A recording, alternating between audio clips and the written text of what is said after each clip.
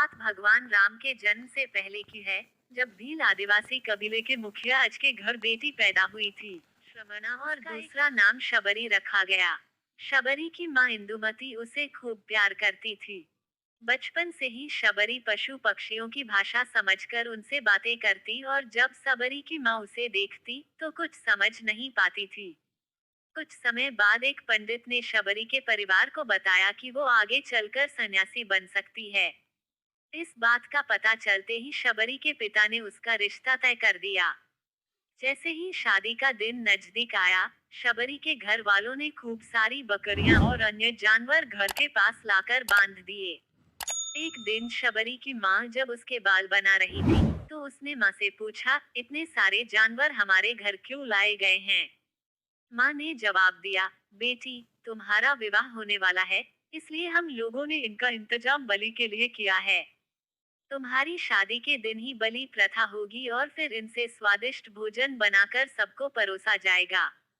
यह सब सुनकर शबरी दुखी हो गई। काफी देर तक शबरी ने उन जानवरों को आजाद करने के बारे में सोचा। सोचते सोचते शबरी के मन में हुआ कि अगर ये जानवर यहाँ नहीं होंगे, तो इनकी बलि रुक सकती है। ऐसा नहीं हुआ, तो मेरे घर से कहीं चले जाने पर ही यह बलि रुकेगी। जब मैं ही नहीं रहूंगी, तब न विवाह होगा और न ही बलि प्रथा। इससे मासूम जानवर बच जाएंगे। इसी सोच के साथ जानवरों को रखी गई जगह पर सबरी पहुंची। उसने सोचा कि उन्हें खोल देती हूँ, लेकिन वो ऐसा नहीं कर पाई। उसके बाद शबरी जंगल की तरफ भागने लगी। भागते भागते शबरी ऋषिमुख पर्वत पहुंच गई। वहां करीब 10,000 ऋषि रहा करते थे। शबरी को लगा कि वो भी इसी जंगल में किसी तरह ऋषि मुनियों की सेवा करके अपना जीवन जी लेगी। वो चुपचाप उसी जंगल में एक हिस्से में किसी तरह से रहने लगी। शबरी रोजाना ऋषि मुनियों की झोपड़ी के आगे झाड़ू लगाती और हवन के लिए लकड़ियां भी लाकर रख देती। ऋषि मुनियों को समझ नहीं आ रहा था कि जंगल में उनके काम अपने आप कैसे हो रहे हैं। एक दिन शबरी को किसी ऋषि ने देखते ही उसका परिचय पूछा। जैसे ही शबरी ने बताया कि वो भील आदिवासी परिवार से संबंध रखती है, तो उसे ऋषियों ने खूब डांट लगाई। शबरी को इस बात का बिल्कुल भी पता नहीं था कि उसकी जाति छोटी है और उसे ऋषियों द्वारा जाति की वजह अपमान सहन करना पड़ेगा। इतना सब होने के बाद भी शबरी हर ऋषि मुनि के दरवाजे पहुंचती और उनके आंगन में झाड़ू लगाकर उनसे गुरु दीक्षा देने के लिए कहती। हर कोई शबरी को उसकी जाति की वजह से अपने आश्रम से भगा देता था। ऐसा होते होते काफी समय बीत गया। उसके बाद शबरी मतंग ऋषि की कुटिया में पहुंची। वहां पहुंचकर मतंग ऋषि को शबरी ने बताया कि वो उनसे गुरु दीक्षा लेना चाहती है। उन्होंने खुशी खुशी उसे अपने गुरुकुल में रहने दिया और भगवान से जुड़ा ज्ञान देते रहे। शबरी ने भी अपने गुरु मतंग ऋषि की सेवा करने में कोई कसर नहीं छोड़ी। वो गुरुकुल के भी सारे काम करती थी। शबरी से खुश होकर मतंग ऋषि ने उसे बेटी मान लिया था। समय के साथ मतंग ऋषि का शरीर बूढ़ा हो गया।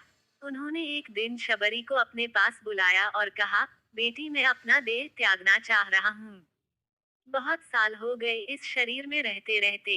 शबरी ने दुखी मन से कहा, आपके ही सहारे मैं इस जंगल में रह पाई हूँ।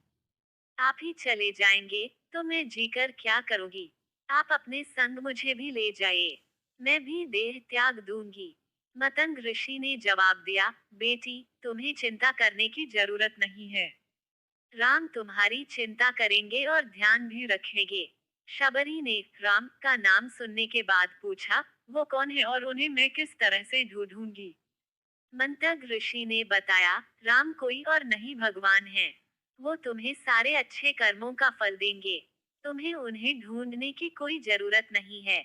वो एक दिन खुद तुम्हें खोजते हुए इस कुटिया में आएंगे और तुम्हें उनके हाथों ही मोक्ष मिलेगा। तब तक तुम इतना कहते ही मंतग ऋषि ने अपना शरीर त्याग दिया। शबरी के मन में मंतग ऋषि के जाने के बाद से एक ही बात थी कि भगवान राम स्वयं उससे मिलने आएंगे।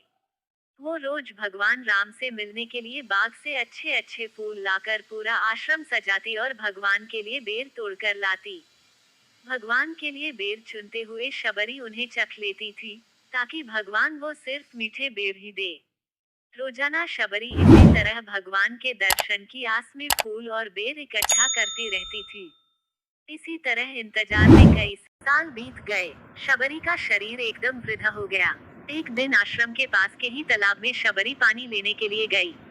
तभी पास के ही एक ऋषि ने उसे अछूत कहते हुए वहां से भागने के लिए कहा और एक पत्थर मार दिया। वो पत्थर जब शबरी को लगा तो उसे चोट लगी और खून बहने लगा। बहते हुए खून की एक बूंद उसी तालाब के पानी में गिर गई। तभी पूरा तालाब का पानी खून में बदल गया। ये सब होता देखकर ऋषि ने शबरी को ही डांटा और कहा कि पापिन, तुम्हारी वजह से पूरा पानी खराब हो गया। रोज ऋषि उस पानी को साफ करने के लिए अपनी कई तरह की विद्याओं का इस्तेमाल करते। कई सारे जतन करने के बाद भी कुछ नहीं हुआ। फिर उन्होंने गंगा जैसी कई पवित्र नदियों का जल भी उस तालाब में डाला। फिर भी तालाब का पानी साफ नहीं हो पाया और वो खून जैसा ही रहा। कई सालों तक तालाब के पानी को साफ करने की कोशिश के बाद भी कुछ काम नहीं आया, तो ऋषि ने थककर सब कुछ छोड़ दिया। इस घटना के कई सालों के बाद भगवान राम अपनी पत्नी सीता के हरण के बाद उन्हें ढूंढते हुए उसी तालाब के पास पहुँचे। ऋषि मुनियों ने उन्हें भगवान को वहां देखकर ऋषियों ने तालाब का पानी साफ करने के लिए भगवान को अपने पैर उसमें डालने के लिए कहा, लेकिन पानी जैसे का तैसा ही था। ऋषि मुनियों ने भगवान से भी कई अन्य जतन करवाए, लेकिन वो पानी जस का तस खून जैसा ही रहा। तब भगवान ने ऋषियों से पानी के रक्त में बदलने की कहानी पूछी। तब ऋषि ने शबरी को पत्थर मारने वाली सारी बात बता दी। उसके बाद कहा कि वो महिला ही अपवित्र है, छोटी जात की है, इसलिए ये सब हुआ है। उसी वक्त भगवान राम ने कहा, ये सब आप लोगों के खराब वचनों से हुआ है। शबरी को इस तरह के शब्द बोलकर आप लोगों ने उसे नहीं, बल्कि मेरे दिल को घायल किया है। इसी घायल दिल के रक्त का प्रतीक यह तालाब का लाल पानी है। आगे भगवान राम बोले, कहाँ है वो, मैं उनसे मिलना चाहता हूँ। तब तक शबरी उसी तालाब के पास पहुँच जाती हैं। इस दौरान शबरी के पैर को ठोकर लगती है और कुछ धूल उस तालाब में गिर जाती है। तभी सारा पानी साफ हो जाता है। भगवान सबसे कहते हैं कि देखिए, आप लोगों ने क्या कुछ नहीं किया, लेकिन पानी साफ नहीं हो पाया। अभी सिर्फ इनके पैर की थोड़ी सी धूल ने ही तालाब का पानी साफ कर दिया। भगवान राम को शबरी प्रणाम करके शबरी ने कहा, भगवान आप मेरे साथ कुटिया में चलिए। भगवान भी खुशी खुशी शबरी के साथ चल पड़े। फूलों से शबरी ने भगवान राम का स्वागत किया। वो सीधे बेर तोड़ने के लिए भाग गई और चक चक कर उनके लिए बेर लेकर आई। उन्होंने बड़े ही प्यार से भगवान राम और उनके भाई लक्ष्मण को बेर दिए। भगवान राम ने भी उतने ही प्यार से उन बेर को खाना शुरू किया।